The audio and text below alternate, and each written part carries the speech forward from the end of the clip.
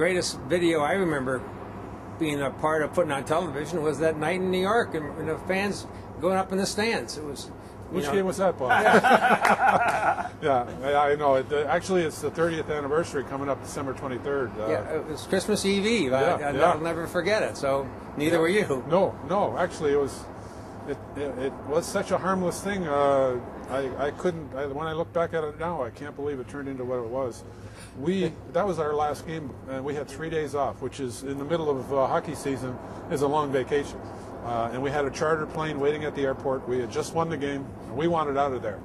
But there was some tension, post-game tension, some pushing and shoving, and then a fan reached over the glass and got involved. And grabbed your stick, right? Wasn't that the... No, actually, the fan, Stan Jonathan, was milling right along the side wall.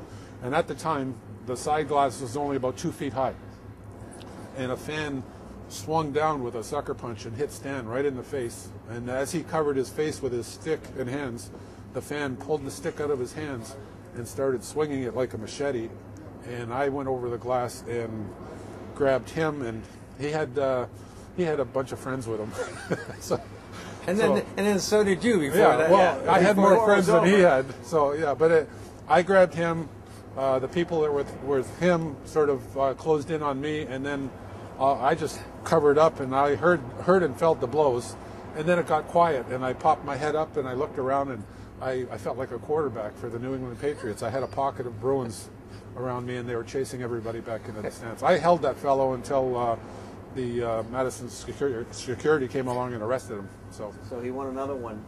Hey, two things Terry may not know, and Bob, I don't know if you know this, but when we interviewed Ray Burke for our Sports Legends New England, he called Terry O'Reilly probably the hardest working Bruin that he'd ever seen. But I was going to say, I don't know of another National Hockey League star who was a goaltender and probably switched his position at 12 years old, if I remember right. I love this guy, so I'm a huge fan.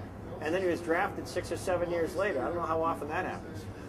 Well, it would not happen. Right? It is. You're correct, Jack. I played goalie till I was 12 years old, and I turned pro when I was 19. So I had 7 years of skating, and that's will always be my excuse for my poor skating.